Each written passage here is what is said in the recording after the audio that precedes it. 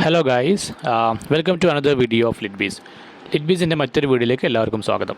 നമ്മൾ ഇന്ന് ഡിസ്കസ് ചെയ്യാൻ പോകുന്നത് ബ്ലൂ ഹ്യൂമാനിറ്റീസിനെ കുറിച്ചാണ്. എന്താണ് ബ്ലൂ ഹ്യൂമാനിറ്റീസ്? നമ്മൾ ലിറ്ററേച്ചർ സ്റ്റുഡൻസ് ആയതുകൊണ്ട് തന്നെ നമ്മൾ ലിറ്റററി തിയറി ഒക്കെ പഠിക്കുന്ന സമയത്ത് പലപ്പോഴും കേട്ടിട്ടുള്ള ഒരു ടേം ആയിരിക്കും ബ്ലൂ ഹ്യൂമാനിറ്റീസ് എന്നുള്ളത്. അപ്പോൾ എന്താണ് ഇതെന്നുള്ളത് നമുക്കൊന്ന് നോക്കി നോക്കാം.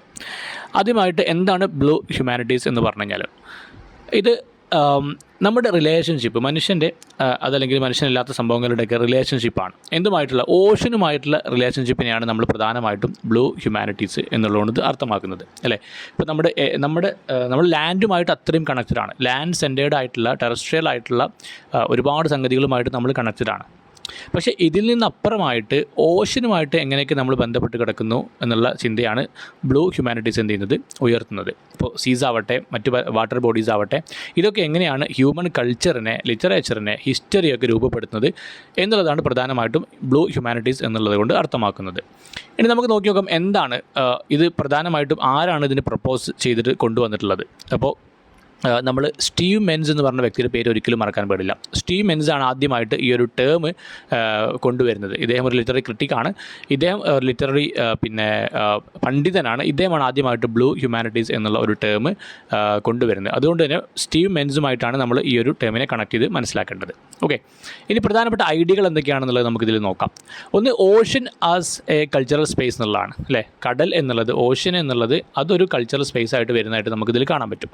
ഇപ്പോൾ നമുക്കറിയാം, കടലിനെ വെറും ഒരു എംപ്റ്റി അല്ലെങ്കിൽ ഒരു സ്പേസ് ആയിട്ട് മാത്രം മനസ്സിലാക്കാതെ മെൻസ് എന്ത് ചെയ്തു, അതിനെ വളരെ വൈബ്രൻ്റ് ആയിട്ടുള്ള, വളരെ ഡൈനാമിക് ആയിട്ടുള്ള ഒരു സ്പേസ് ആയിട്ട് കാണുകയും അങ്ങനെ അത് മനുഷ്യൻ്റെ ജീവിതത്തിൽ എത്രമാത്രം ഡീപ്ലി ഇൻഫ്ലുവൻസ് ചെയ്ത് കിടക്കുന്നുണ്ട് തുടങ്ങിയിട്ടുള്ള കാര്യങ്ങളാണ് അദ്ദേഹം ആലോചിക്കാൻ വേണ്ടി ശ്രമിച്ചത്.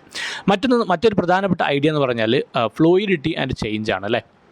അപ്പോൾ നമുക്കറിയാം ഇത് ഭയങ്കര ഫ്ലൂയിഡാണ്, മാത്രമല്ല അൺസ്റ്റാബിൾ നേച്ചർ ഓഫ് ദ ഓഷൻ എന്ന് പറഞ്ഞാൽ, അല്ലേ, എപ്പോഴും അത് ഒഴുകിക്കൊണ്ടിരിക്കുന്ന, അതൊരു സ്റ്റാറ്റിക് അല്ല, ലാൻഡ് പോലെ ഇങ്ങനെ സ്റ്റാറ്റിക്കായി നിൽക്കുന്ന സംഗതിയല്ല, അത് ഭയങ്കര ഫ്ലൂയിഡും അൺസ്റ്റാബിളുമായിട്ടുള്ള ഒരു സംഭവമാണ്. അപ്പോൾ അതുകൊണ്ട് തന്നെ ഇത്തരം ഒരു ആലോചന കൂടി അദ്ദേഹം കൊണ്ടുവരുന്നുണ്ട്.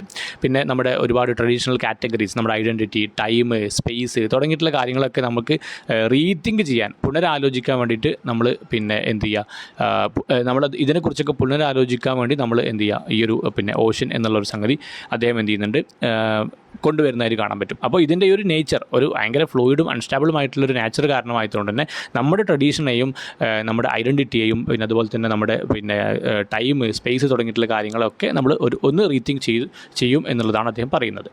പിന്നെ മാത്രമല്ല, നമുക്ക് ഒരുപാട് വളരെ വൈഡായിട്ടുള്ള, വളരെ ഡിഫറൻ്റ് ആയിട്ടുള്ള എക്കോളജിക്കൽ തിങ്കിങ്ങിലേക്കൊക്കെ നമ്മൾ ഇതിനെക്കുറിച്ച് ആലോചിക്കുമ്പോൾ നമ്മൾ എത്തിപ്പെടും. ഇനി മറ്റൊരു പ്രധാനപ്പെട്ട ഒരു ഐഡിയ എന്ന് പറഞ്ഞാൽ അദ്ദേഹം മുന്നോട്ട് വെക്കുന്നത് ഇൻ്റർ ഡിസിപ്ലിനറി അപ്രോച്ച് എന്നുള്ളതാണ്, അല്ലേ? ഇപ്പോൾ നമുക്ക് ബ്ലൂ ഹ്യൂമാനിറ്റീസ് എന്നുള്ളത് പ്രധാനമായിട്ടും ലിറ്ററേച്ചറിൻ്റെ ഒരു ഇതിൽ നോക്കുകയാണെന്നുണ്ടെങ്കിൽ ലിറ്ററേച്ചറിൻ്റെ അപ്പുറമായിട്ട് എക്കോളജി, പിന്നെ ഹിസ്റ്ററി, പിന്നെ അതുപോലെ തന്നെ മാരിടൈം സ്റ്റഡീസ്, അങ്ങനെ തുടങ്ങിയിട്ടുള്ള ഒരുപാട് ഇൻ്റർ ഡിസിപ്ലിനറി ആയിട്ടുള്ള ഏരിയയിലേക്ക് കൂടി എത്തപ്പെടുന്നുണ്ട്. പിന്നെ ക്രിട്ടിക് ഇതിനെക്കുറിച്ചുള്ള നമ്മൾ നോക്കുകയാണെന്നുണ്ടെങ്കിൽ മെൻസ് ഹ്യൂമൻ സെൻറ്റേർഡ് ആയിട്ടുള്ള നെറേറ്റീവ്സിനെ അദ്ദേഹം എന്ത് ചെയ്യുന്നുണ്ട്, ചലഞ്ച് ചെയ്യുന്നതായിട്ട് കാണാൻ പറ്റും. കാരണം പ്രധാനമായിട്ടും നോൺ ഹ്യൂമൻ ഏജൻസീസ്, അല്ലേ? ഇപ്പോൾ നമ്മുടെ വാട്ടർ, വെള്ളം, അതുപോലെ വെതർ, പിന്നെ മാത്രമല്ല സീ ക്രിയേച്ചേഴ്സ്, കടലിൽ ഒരുപാട് സംഗതികളുണ്ടാവും. അപ്പോൾ ഇത്തരം സംഗതികളെ കൂടി ചർച്ചയിലേക്ക് എന്ത് ചെയ്യുന്നുണ്ട്, അദ്ദേഹം എടുക്കുന്നുണ്ട്. വെറും ഹ്യൂമൻ സെൻറ്റേർഡ് ആയിട്ടുള്ള നെറേറ്റീവ്സ് മാത്രം പോരാ എന്നാണ് അദ്ദേഹം മുന്നോട്ട് വെക്കുന്നൊരു സംഗതി.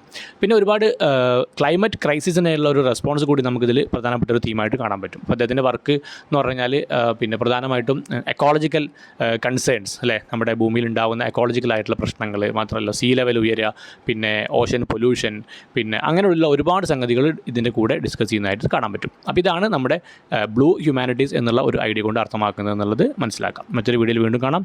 ബൈ.